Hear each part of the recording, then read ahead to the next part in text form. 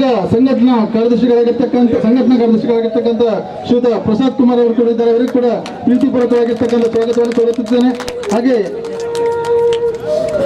ಜಿಲ್ಲೆಯ ಸ್ವಾಗತವನ್ನು ಕೊಡ್ತಿದ್ದೇನೆ. ಕೂಡ ದಯವಿಟ್ಟು ವೇದಿಕೆ ಹಾಗೆ ಚಂದ್ರಶೇಖರ್ ಉಚ್ಚಿಲ್, ರವೀಂದ್ರ ಶೆಟ್ಟಿ ಉಳಿದಿಟ್ಟು ಇವರು ಕೂಡ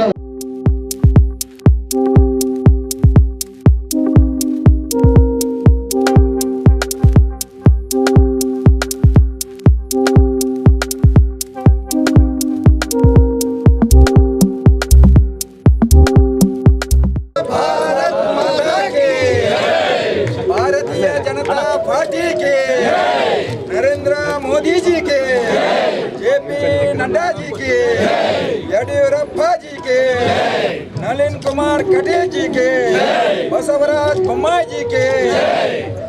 जिंदाबाद जिंदाबाद जिंदाबाद जिंदाबाद जिंदाबाद जिंदाबाद जिंदाबाद जिंदाबाद जिंदाबाद जिंदाबाद जिंदाबाद वंदे मातरम वंदे मातरम। बोलो भारत माता की जय, बोलो भारत माता की जय। जिंदाबाद जिंदाबाद बीजेपी जिंदाबाद जिंदाबाद जिंदाबाद बीजेपी जिंदाबाद जिंदाबाद जिंदाबाद।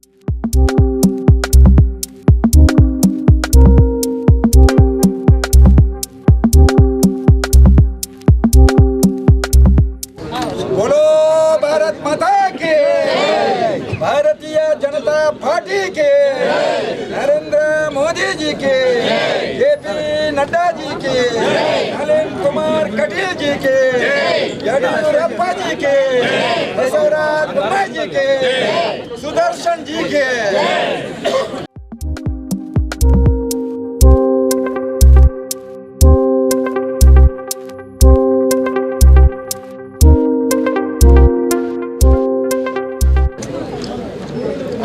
ಅಭಿಯಾನದ ವಿಜಯ ಸಂಕಲ್ಪ ಅಭಿಯಾನದ ಉದ್ಘಾಟನೆಯನ್ನು ಮಾಡಿದಂತ ನಮ್ಮ ಜಿಲ್ಲಾಧ್ಯಕ್ಷರಾದಂತಹ ಶ್ರೀಯುತ ಸುದರ್ಶನ್ ಮೂಡಬಿದ್ರೆ ಇವರು ನಮ್ಮನ್ನು ಉದ್ದೇಶಿಸಿ ಮಾತಾಡಬೇಕಾಗಿ ವಿನಂತಿಸಿಕೊಳ್ತೇವೆ. ಒಂದೇ ಭಾರತೀಯ ಜನತಾ ಪಾರ್ಟಿ ಮಂಗಳೂರು ಮಂಡಲದಲ್ಲಿ ವಿಜಯ ಸಂಕಲ್ಪ ಅಭಿಯಾನದ ಕಾರ್ಯಕ್ರಮದಲ್ಲಿ ನಾವೆಲ್ಲ ಸೇರಿದ್ದೇವೆ. ಮೊನ್ನೆ ತಾನೇ ಬೂತ್ ವಿಜಯ ಅಭಿಯಾನವನ್ನ ಯಶಸ್ವಿಗೊಳಿಸಿ ಮುಂದಿನ ವಿಧಾನಸಭಾ ಚುನಾವಣೆಗೆ ಬೂತ್ ಅನ್ನ ಸಕ್ರಿಯಗೊಳಿಸುತ್ತಾ ಕಾರ್ಯಕರ್ತರನ್ನ ಸಜ್ಜುಗೊಳಿಸುತ್ತಾ ಕಾರ್ಯಕರ್ತರಲ್ಲಿ ಆತ್ಮವಿಶ್ವಾಸವನ್ನು ತುಂಬುವಂತ ಕಾರ್ಯ ನಡೆದಿದೆ. ಇದರ ಬೆನ್ನಿಗೆ ಮುಂದಿನ ಚುನಾವಣೆಯನ್ನ ಮನಸ್ಸಿನಲ್ಲಿ ಇಟ್ಕೊಂಡು ಕರ್ನಾಟಕ ರಾಜ್ಯದಲ್ಲಿ ಮತ್ತೊಮ್ಮೆ ಭಾರತೀಯ ಜನತಾ ಪಾರ್ಟಿ ಅಧಿಕಾರಕ್ಕೆ ಬರಬೇಕು ಎನ್ನುವ ಸಂಕಲ್ಪವನ್ನು ತೊಟ್ಟುಕೊಂಡು ವಿಜಯ ಸಂಕಲ್ಪ ಅಭಿಯಾನ ಇವತ್ತು ಪ್ರಾರಂಭ ಆಗಿದೆ. ಸನ್ಮಾನ್ಯ ರಾಜ್ಯದ ಅಧ್ಯಕ್ಷರಾಗಿರುವಂತಹ ನಳಿನ್ ಕುಮಾರ್ ಕಟೀಲ್ ಅವರ ಅಧ್ಯಕ್ಷತೆಯಲ್ಲಿ ನಮ್ಮ ಪಾರ್ಟಿಯ ರಾಷ್ಟ್ರೀಯ ಅಧ್ಯಕ್ಷರಾಗಿರುವಂತಹ ಜೆಪಿ ನಡ್ಡಾಜಿ ಅವರ ಅಮೃತ ಹಸ್ತದಿಂದ ಕರ್ನಾಟಕದಲ್ಲಿ ಇವತ್ತು ವಿಜಯ ಸಂಕಲ್ಪ ಅಭಿಯಾನ ಇವತ್ತು ಪ್ರಾರಂಭಗೊಂಡಿದೆ. ಈ ವಿಜಯ ಸಂಕಲ್ಪ ಅಭಿಯಾನದಲ್ಲಿ ನಾವೆಲ್ಲ ಕಾರ್ಯಕರ್ತರು ಮನೆ ಮನೆಯ ಸಂಪರ್ಕವನ್ನ ಮಾಡುವುದರ ಮುಖಾಂತರ ಭಾರತೀಯ ಜನತಾ ಪಾರ್ಟಿಯ ಅಧಿಕಾರದ ಅವಧಿಯಲ್ಲಿ ಕೇಂದ್ರ ಮತ್ತು ರಾಜ್ಯ ಸರ್ಕಾರದಲ್ಲಿ ನಾವು ಕೈಗೊಂಡಿರುವಂತಹ ಅಭಿವೃದ್ಧಿಯ ಕಾರ್ಯಗಳ ಪತ್ರಕವನ್ನ ಮನೆ ಮನೆಗೆ ಮುಟ್ಟಿಸುವುದರ ಜೊತೆಗೆ ಪ್ರತಿಯೊಬ್ಬನ ಮನಸ್ಸಿನಲ್ಲಿ ಮುಂದಿನ ದಿನಗಳಲ್ಲಿ ಭಾರತೀಯ ಜನತಾ ಪಾರ್ಟಿಯ ಭರವಸೆ ಎನ್ನುವ ಸಂಕಲ್ಪವನ್ನು ಅವರ ಮನದಲ್ಲಿ ಮೂಡಿಸುವಂತಹ ಒಂದು ವಿಶಿಷ್ಟವಾದಂತಹ ಕಾರ್ಯಕ್ರಮ.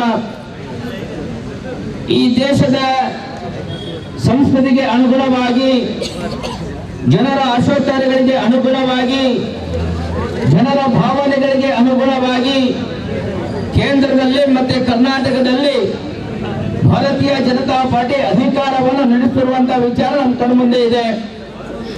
ಕೇವಲ ಅಭಿವೃದ್ಧಿ ಮಾತ್ರ ಅಲ್ಲ, ಈ ದೇಶದ ಸಂಸ್ಕೃತಿಯ ಪುನರುತ್ಥಾನ ಆಗುವುದನ್ನು ನಾವೆಲ್ಲ ಗಮನಿಸ್ತಾ ಇದ್ದೇವೆ. ಜಾಗತಿಕ ಮಟ್ಟದಲ್ಲಿ ಭಾರತದ ಸಾರ್ವಭೌಮತೆಯನ್ನ ಮತ್ತೊಮ್ಮೆ ಪ್ರತಿಷ್ಠಾಪಿಸುವಂತಹ ಕೆಲಸ ಇವತ್ತು ನಡೀತಾ ಇದೆ.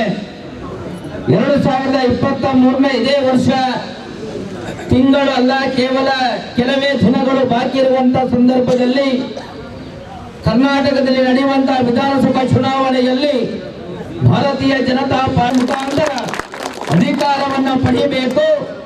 ಕರ್ನಾಟಕದ ಅಭಿವೃದ್ಧಿಗೆ ಭಾರತೀಯ ಜನತಾ ಪಾರ್ಟಿಯ ಅಧಿಕಾರ ಅಗತ್ಯ ಎನ್ನುವ ಭಾವನೆಯನ್ನ ಜನರಲ್ಲಿ ಮೂಡಿಸುವಂತಹ, ಜನರಿಗೆ ಆತ್ಮಸ್ಥೈರ್ಯವನ್ನ ಹಾಗೂ ವಿಶ್ವಾಸವನ್ನ ತುಂಬುವಂತಹ ಕಾರ್ಯಕ್ರಮ ಇದು ವಿಜಯ ಸಂಕಲ್ಪ ಅಭಿಯಾನ.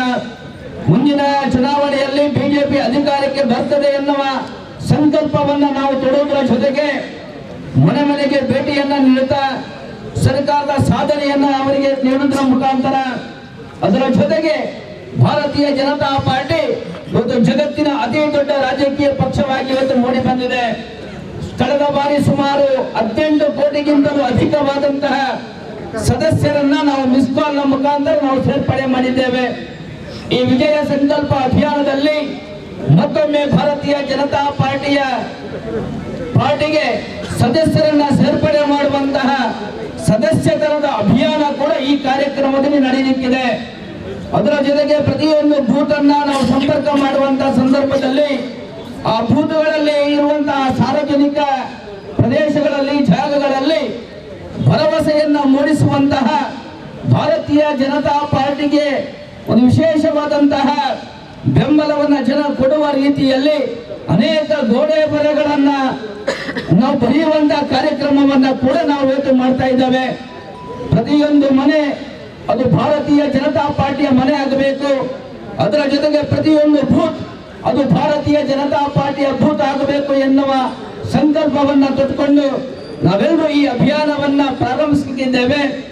ಇವತ್ತಿನ ವಿಜಯ ಸಂಕಲ್ಪ ಅಭಿಯಾನದ ಈ ಕಾರ್ಯಕ್ರಮದಲ್ಲಿ ಸೇರಿರುವಂತಹ ನಾವೆಲ್ಲರೂ ಪ್ರಥಮವಾಗಿ ನಮ್ಮೆಲ್ಲ ಮೊಬೈಲ್ ಸಾಧನವನ್ನ ಕೈಯಲ್ಲಿ ಹಿಡಿದುಕೊಂಡು 80,990,9 ಎನ್ನುವ 10 ಅಂಕೆಗಳಿಗೆ ನಾವು ಮಿಸ್ ಕಾಲ್ ಕೊಡೋದ್ರ ಮುಖಾಂತರ ಇವತ್ತು ಮೆಂಬರ್ಶಿಪ್ಗೆ ನಾವೆಲ್ಲರೂ ಚಾಲನೆಯನ್ನು ಕೊಡಬೇಕು ಎನ್ನುವ ವಿನಂತಿಯನ್ನ ಮಾಡ್ತಾ ಈ ಕಾರ್ಯಕ್ರಮಕ್ಕೆ ಶುಭವನ್ನ ಹಾರೈಸ್ತಾ, ಬೂತ್ ವಿಜಯ ಅಭಿಯಾನ ಯಾವ ರೀತಿ ಯಶಸ್ವಿಯಾಗಿದೆ ಅದೇ ರೀತಿ ವಿಜಯ ಸಂಕಲ್ಪ ಅಭಿಯಾನ ಪ್ರತಿಯೊಂದು ಮನೆಗೆ, ಪ್ರತಿಯೊಬ್ಬನ ಮನಸ್ಸಿಗೆ ಮುಟ್ಟುವುದರ ಮುಖಾಂತರ ಮುಂದಿನ ವಿಧಾನಸಭಾ ಚುನಾವಣೆಯಲ್ಲಿ ಮಂಗಳೂರು ವಿಧಾನಸಭಾ ಕ್ಷೇತ್ರದಲ್ಲಿ ಭಾರತೀಯ ಜನತಾ ಪಾರ್ಟಿಯ ಅಭ್ಯರ್ಥಿ ಜಯಭೇರಿಯಾಗುವುದರ ಮುಖಾಂತರ ರಾಜ್ಯ ಸರ್ಕಾರದ ಬೆಂಗಳೂರಿನ ವಿಧಾನಸಭೆಗೆ ಮಂಗಳೂರು ವಿಧಾನಸಭಾ ಕ್ಷೇತ್ರದ ಬಿಜೆಪಿಯ ಅಭ್ಯರ್ಥಿ ಪ್ರವೇಶ ಮಾಡುವ ರೀತಿಯಲ್ಲಿ ನಾವೆಲ್ಲ ಕೆಲಸ ಕಾರ್ಯಗಳನ್ನು ಮಾಡಬೇಕು ಎನ್ನುವ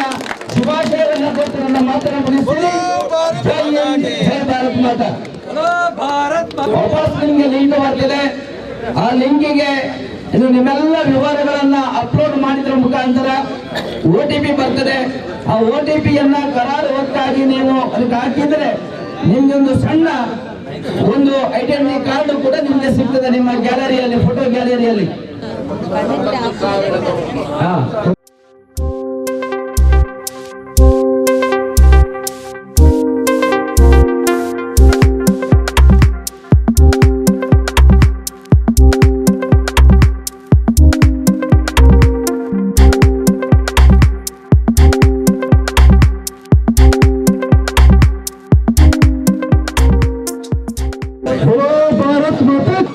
ಸಂಕಲ್ಪ ಅಭಿಯಾನ ಕಾರ್ಯಕ್ರಮವನ್ನು ಉದ್ಘಾಟಿಸಿ ಮಾತಾಡಿದಂತಹ ಶ್ರೋತ ಜಿಲ್ಲಾಧ್ಯಕ್ಷರಾಗಿರ್ತಕ್ಕಂಥ ಶ್ರೋತ ಸುದರ್ಶನ್ ಅವರಿಗೆ ವಂದನೆಗಳು. ಹಾಗೆ ಈ ಕಾರ್ಯಕ್ರಮದ ಮುಂದಕ್ಕೆ ನಮ್ಮ ವಿಧಾನ ಪರಿಷತ್ನ ನಮ್ಮನ್ನು ಉದ್ದೇಶಿಸಿ ಮಿಸ್ ಕಾಲ್ ಬಂದ್ರೆ ಅದರಲ್ಲಿ ನಂಬರ್ ಬರ್ತದೆ ಕೂಡಲೇ. ಭಾರತೀಯ ಜನತಾ ಪಾರ್ಟಿಗೆ ವಿಜಯ ಸಂಕಲ್ಪ ಅಭಿಯಾನಕ್ಕೆ ಬದಲಾದ ಭಾರತದಲ್ಲಿ ಭಾರತೀಯ ಜನತಾ ಪಾರ್ಟಿ ತನ್ನನ್ನು ತಾನು ಯಾವ ರೀತಿಯಲ್ಲಿ ಆಧುನಿಕ ಅಗತ್ಯಕ್ಕೆ ತಕ್ಕಂತೆ ತನ್ನನ್ನು ತಾನು ಹೇಗೆ ಸುಧಾರಣೆಯ ದಾರಿಯಲ್ಲಿ ಕೊಂಡು ಹೋಗ್ತಾ ಇದೆ ಮತ್ತು ಯಾವ ಕಾರಣಕ್ಕಾಗಿ ಭಾರತೀಯ ಜನತಾ ಪಾರ್ಟಿಯನ್ನ ಜನ ಒಪ್ಪುತ್ತಾ ಇದ್ದಾರೆ ಅಂತ ಹೇಳುವಂಥದ್ದು ಸದಸ್ಯತ್ವ ಅಭಿಯಾನದಲ್ಲಿಯೂ ಗೊತ್ತಾಗುವಂತಹ ರೀತಿಯಲ್ಲಿ ಈ ಕಾರ್ಯಕ್ರಮದಲ್ಲಿ ನಾವೆಲ್ಲ ಭಾಗಿಯಾಗ್ತಾ ಇದ್ದೇವೆ. ಇವತ್ತು ಗಣರಾಜ್ಯೋತ್ಸವದ ಸಂದರ್ಭಕ್ಕೆ ಪ್ರಧಾನಮಂತ್ರಿಯವರು ಒಂದು ಹೊಸ ಘೋಷಣೆಯನ್ನು ಮಾಡಿದ್ದಾರೆ. ನಾವು ಈಗಾಗಲೇ ಅವರ ಮಾತನ್ನು ಕೇಳಿದ್ದೇವೆ. ಸಬ್ಕೆ ಸಾಥ್ ಸಬ್ಕಾ ವಿಕಾಸ್ ಸಬ್ಕಾ ಪ್ರಯಾಸ್ ಸಬ್ಕಾ ವಿಶ್ವಾಸ್. ಎಲ್ಲರನ್ನ ವಿಶ್ವಾಸಕ್ಕೆ ತೆಗೆದುಕೊಂಡು ಎಲ್ಲರ ಪ್ರಯತ್ನದ ಜೊತೆಗೆ ಎಲ್ಲರನ್ನ ಒಟ್ಟಿಗೆ ಸೇರಿಸಿಕೊಂಡು ಎಲ್ಲರ ಅಭಿವೃದ್ಧಿಗೋಸ್ಕರ ಭಾರತ ಮುಂದೆ ಸಾಗ್ತಾ ಇದೆ ಅಂತ ಹೇಳುವಂತಹ ಸೂತ್ರ.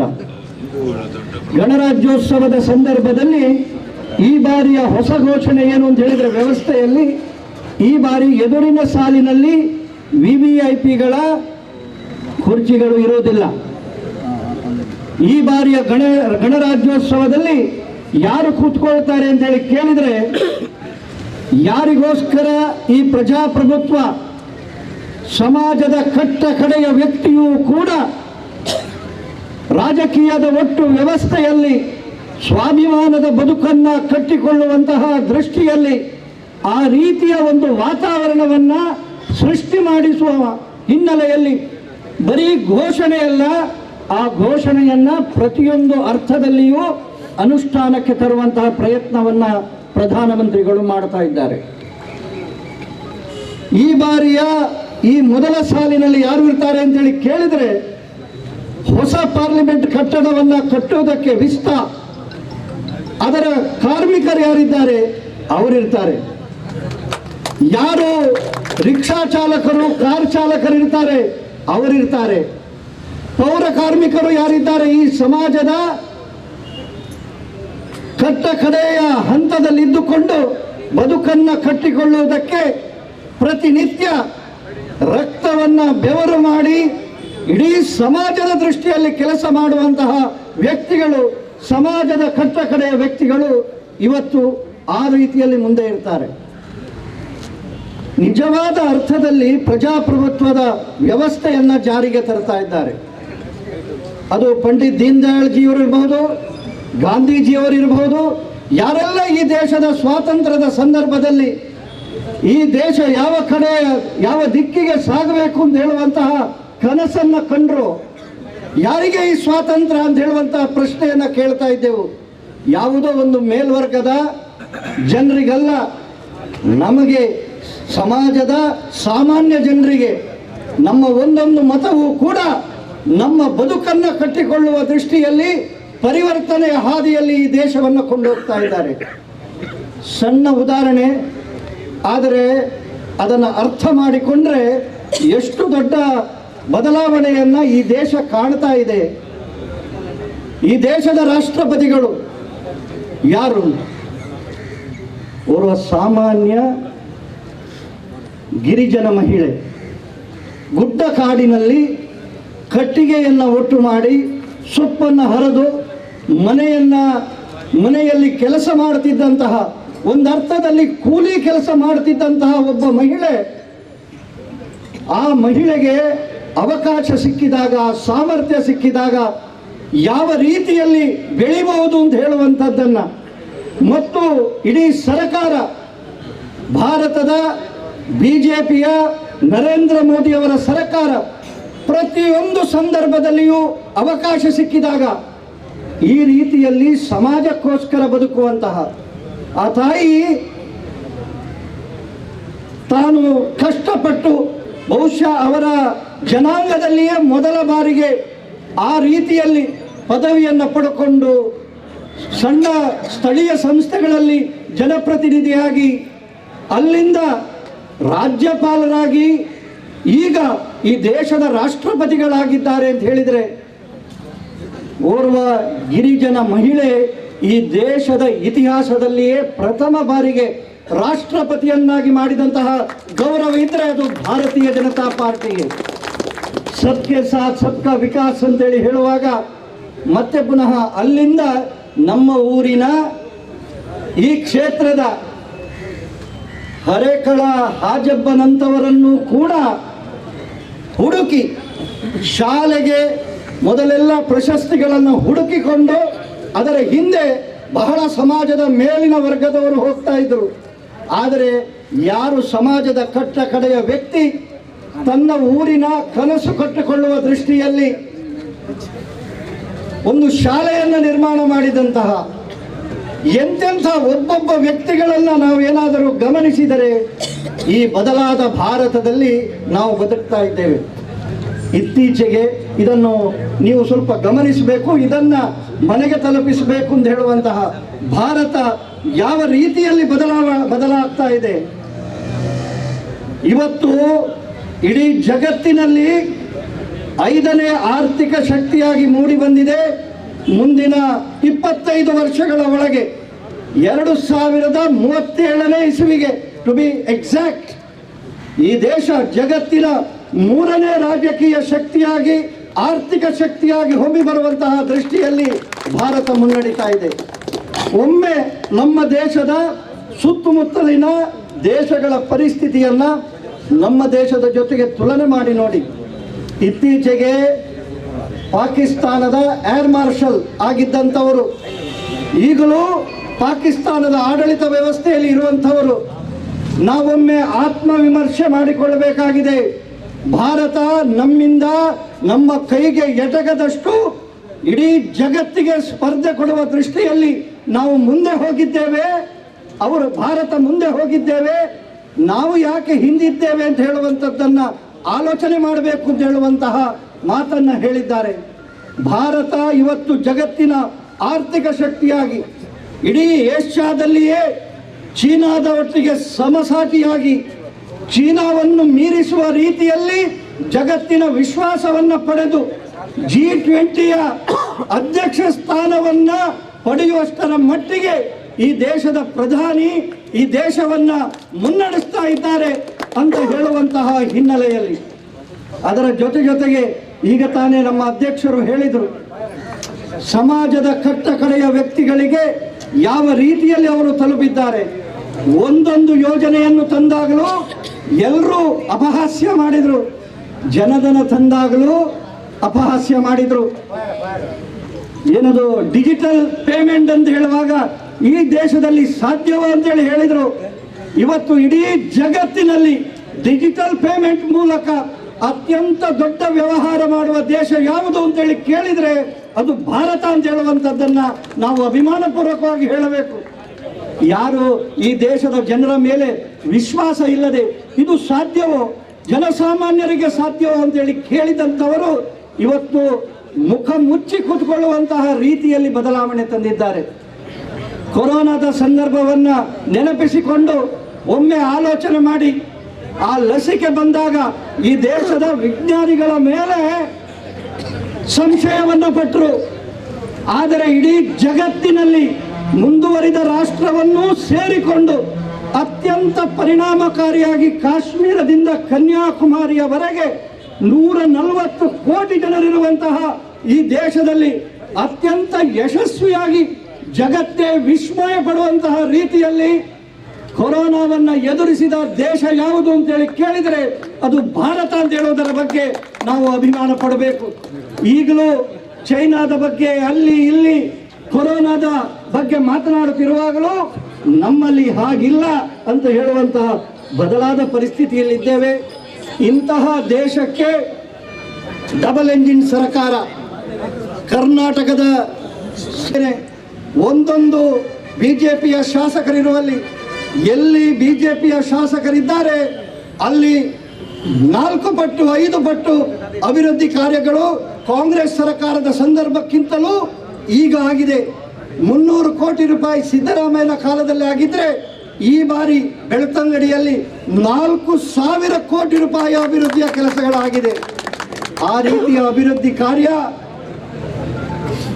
ಉಳ್ಳಾಲ ಮಂಗಳೂರು ವಿಧಾನಸಭಾ ಕ್ಷೇತ್ರದಲ್ಲಿಯೂ ಬರಬೇಕಾದ ಅಗತ್ಯ ಇದೆ. ಇಲ್ಲಿಯ ಶಾಸಕರ ಉದಾಸೀನದ ಹೊರತಾಗಿಯೂ ಇಲ್ಲಿ ಕೇಂದ್ರ ಮತ್ತು ರಾಜ್ಯ ಸರ್ಕಾರದ ಯೋಜನೆಗಳು ಸಾಕಷ್ಟು ಬಂದಿದ್ದಾವೆ, ಇನ್ನೂ ಹೆಚ್ಚಿಗೆ ಬರಬೇಕು ಅಂತ ಹೇಳುವಂತಹ ಆಶಯ ನಮಗಿದೆ ಅಂತೇಳಿ. ಆದರೆ ಈ ಕ್ಷೇತ್ರದಲ್ಲಿಯೂ ಬದಲಾವಣೆ ತರಬೇಕಾದಂತಹ ಅಗತ್ಯ ಇದೆ. ಎಷ್ಟು ಬಾರಿ ಒಬ್ಬರನ್ನೇ ಗೆಲ್ಲಿಸಿ ಅವರ ಮುಖವನ್ನೇ ನೋಡಿ ಯಾಕೆ ಬದಲಾವಣೆಯನ್ನು ಮಾಡಬಾರದು ಅಂತೇಳಿ ಈ ಕ್ಷೇತ್ರದ ಜನ ಆಲೋಚನೆ ಮಾಡಬೇಕು. ಮುಂದಿನ ಬಾರಿಯೂ 150ಕ್ಕೂ ಮಿಕ್ಕಿ ಕರ್ನಾಟಕದಲ್ಲಿ ಭಾರತೀಯ ಜನತಾ ಪಾರ್ಟಿಯ ಶಾಸಕರು ಗೆದ್ದೇ ಗೆಲ್ತಾರೆ ಅಂತ ಹೇಳುವಂತಹ ವಿಶ್ವಾಸದ ಜೊತೆಗೆ ಆ 150ರಲ್ಲಿ ಮಂಗಳೂರು ವಿಧಾನಸಭಾ ಕ್ಷೇತ್ರದ ಶಾಸಕರನ್ನು ನಾವು ಭಾರತೀಯ ಜನತಾ ಪಾರ್ಟಿಯ ಕಡೆಯಿಂದ ಮಾಡ್ತೇವೆ ಮತ್ತು ಅಭಿವೃದ್ಧಿಯ ಜೊತೆಗೆ ಅತ್ಯಂತ ವೇಗವಾಗಿ ಈ ಮಂಗಳೂರು ಕ್ಷೇತ್ರವನ್ನು ಸಹ ಕೊಂಡೋಗುವ ದಿಕ್ಕಿನಲ್ಲಿ ನಾವೆಲ್ಲ ಮನೆ ಮನೆಗೆ ಹೋಗಿ ಮನೆಯವರ ಮನವನ್ನು ಒಲಿಸಿ ಈ ವಿಜಯ ಸಂಕಲ್ಪ ಅಭಿಯಾನದ ಸಂಗತಿಗಳನ್ನು ಹೇಳ್ತಾ ಮಂಗಳೂರು ಕ್ಷೇತ್ರ ಅಭಿವೃದ್ಧಿ ಆಗಬೇಕು ಅಂತೇಳಿ ಆದರೆ, ಸಾಂಸ್ಕೃತಿಕವಾಗಿ ಎಲ್ಲ ರೀತಿಯಿಂದಲೂ ಬೆಳಿಬೇಕು ಅಂತೇಳಿ ಆದರೆ, ಭಾರತದ ಜೊತೆಗೆ ಕರ್ನಾಟಕದ ಜೊತೆಗೆ ಮಂಗಳೂರು ವಿಧಾನಸಭಾ ಕ್ಷೇತ್ರ ಗೆಲ್ಲುವ ದೃಷ್ಟಿಯಲ್ಲಿ ನಾವೆಲ್ಲ ಒಂದಾಗಿ ಒಂದೇ ಸ್ವರದಲ್ಲಿ ಈ ವಿಜಯ ಸಂಕಲ್ಪ ಅಭಿಯಾನ ಕರ್ನಾಟಕ ಮತ್ತು ರಾಷ್ಟ್ರದ ಅಭಿವೃದ್ಧಿಗೆ ನಮ್ಮದಾದಂತಹ ಕಾಣಿಕೆ ನೀಡೋಣ ಅಂತೇಳಿ ಈ ಸಂಕಲ್ಪದ ಜೊತೆಗೆ ಈ ಕಾರ್ಯಕ್ರಮದಲ್ಲಿ ಭಾಗಿಯಾಗಿ ಪ್ರತಿ ಮನೆಗೂ ಈ ಸಂದೇಶವನ್ನು ಕಳಿಸುವಂತಹ ಕೆಲಸವನ್ನು ನಾವೆಲ್ಲ ಸೇರಿ ಮಾಡೋಣ ಅಂತೇಳಿ ಹೇಳ್ತಾ, ಮತ್ತೆ ಪುನಃ ಈ ಬೆಳಕು ನೋಡುವಾಗ ನೆನಪು ಬಂತು. ಚುನಾವಣೆ ಬಂದಾಗ ಕಾಂಗ್ರೆಸ್ಸಿನ ಘೋಷಣೆಗಳು ಶುರು ಆಗ್ತದೆ. ಯಾವುದೋ ಒಂದು ಘೋಷಣೆ ನಮ್ಮ ಮನಸ್ಸಿಗೆ ನೆನಪಿಗೆ ಬಂದಿದೆ ಅಂತ ಹೇಳಿ ಆದರೆ, ಕಾಂಗ್ರೆಸ್ಸಿನ ರಾಜ್ಯಗಳು ಇರುವಂತಹ ಅಧಿಕಾರ ಇರುವಂತಹ ರಾಜ್ಯಗಳಲ್ಲಿ ಆ ಘೋಷಣೆಯನ್ನ ಜಾರಿಗೆ ತರಲಿಲ್ಲ, ತರುವುದಕ್ಕೂ ಸಾಧ್ಯ ಇಲ್ಲ. ಕಾಂಗ್ರೆಸ್ ಏನು ಅಂತ ಹೇಳಿ ನಮಗೆ ಗೊತ್ತಿದೆ. ಚುನಾವಣೆ ಬಂದಾಗ ಒಂದಷ್ಟು ಘೋಷಣೆಗಳನ್ನು ಯಾರೋ ಒಬ್ಬರು ತಮಾಷೆಗೆ ಹೇಳಿದ್ರು, ಭಾರತ್ ಮಾತಾ ಕಿ, ಭಾರತೀಯ ಜನತಾ ಪಾರ್ಟಿ ಕಿ, ನರೇಂದ್ರ ಮೋದಿ ಜಿ ಕೆ, JP नड्डा जी के, नलिन कुमार कटील जी के, बसवराज बोम्माई जी के, येडियुरप्पा जी के, सुदर्शन जी के, पार्टी के, बोलो भारत माता की, बोलो भारत माता की, भारतीय जनता पार्टी के, भारतीय जनता पार्टी के.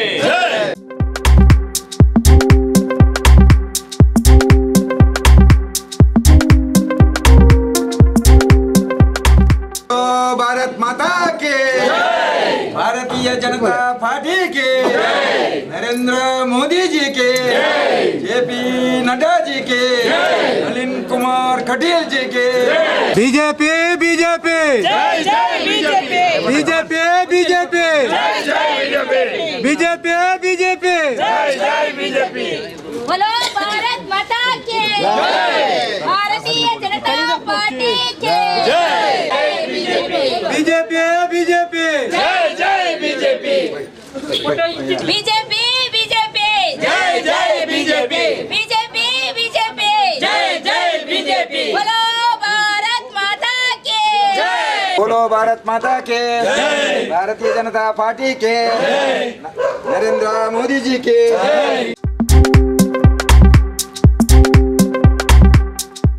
ನರೇಂದ್ರ ಮೋದಿಜಿ ಬರ್ತೀವಕ್ಕೆ ನಮಗೆ ದಾದ ಕಮ್ಮಿ ಅದೇ ತಿರುಗಿ ದುಡ್ಡು ಬರ್ಕೊಂಡದ ತಿಂಗಳದ ಅಂಗನವಾಡಿ ಕಾಸು ಐತೆ ಸಂಬಳ ಬರಂದೆ ಬಾಕಿ ಉಂಟದಲ್ಲ ಇಜ್ಜತೆ ಮತ್ತೆ ಇಜ್ಜಿ ನನ್ನ ಫಂಡ್ ಬೇಡ ಅವೇ ಇದ್ದೇವೆ. ನಮಗೇನು ಸರ್ಕಾರದ ಏನು ಬರ್ತದೆ ಅದರಿಂದ ಈಗ ಪೆನ್ಷನ್ ಆಗುವಂತ ಟೈಮಿನಲ್ಲಿ 65 APLಗೆ 60 BPLಗೆ ಅಂತ ಮಾಡ್ತಾರೆ. ಟ್ಯಾಕ್ಸ್ ನಾವು ಸಬ್ಸಿಡಿ ಅಲ್ಲಿ ಎಲೆಕ್ಷನ್ ಮಾಡಿ ನಮ್ಮ ಸಾಕು ಮಗ ತೀರ್ಕೊಂಡಿದ್ದಾರೆ ಸರ್. ಗಂಡ ಐತಿ ತೀರ್ಕೊಂಡು ಒಂದು 3 ತಿಂಗಳಾಯ್ತು ತೀರ್ಕೊಂಡು. ಅವರು ಇವ್ರು ಬಂದಿದ್ರು, ಪಂಚಾಯತ್ವರೆಲ್ಲ ಬಂದಿದ್ರು. ಮತ್ತು ನಮ್ಮಿಂದ ಏನೆಲ್ಲ ಸಹಕಾರ ಬೇಕು. ರೇಷ್ಮಾ ಅವರ ಗಂಡ ಇದ್ದಾರಲ್ಲ ಮನೋಜ್ ಕುಮಾರ್, ಅವರೆಲ್ಲ ಬಿಜೆಪಿ ಪಾರ್ಟಿ ಕರ್ಕೊಂಡು ಬಂದು ಅಂತ್ಯಕ್ರಿಯೆ 1 ವರ್ಷ ಆಗಿತ್ತು. ಮನಸ್ತಾಪ ಆಗ್ತಿತ್ತು. ಇಬ್ರು ಎಂ.ಟೆಕ್ ಮಾಡ್ಕೊಂಡು ನಮ್ಗೆ ಯಾರಿಲ್ಲ, ನೋಡೋರು ಯಾರಿಲ್ಲ, ಅವ್ರಿಗೂ ಗೊತ್ತು ಎಷ್ಟು ಕಷ್ಟಪಟ್ಟು. ನೀವು ಚಿಂತೆ ಮಾಡೋದು ಬೇಡ, ವೇದನೆ ಮಾಡೋದು ಬೇಡ. ನಮ್ದು ಸರ್ಕಾರ ಬರಲಿ, ನಾವು ನಿಮ್ಮೊಟ್ಟಿಗೆ ಇದ್ದೇವೆ. ನಾಡ್ದು ಸರ್ಕಾರ ಇದೆಯಲ್ಲ ಸರ್,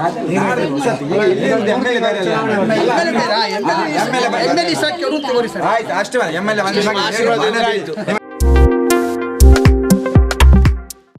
సైబర్ ఉన్నది వాళ్ళ ఆధార్ కార్డు ఈ శ్రమ మంది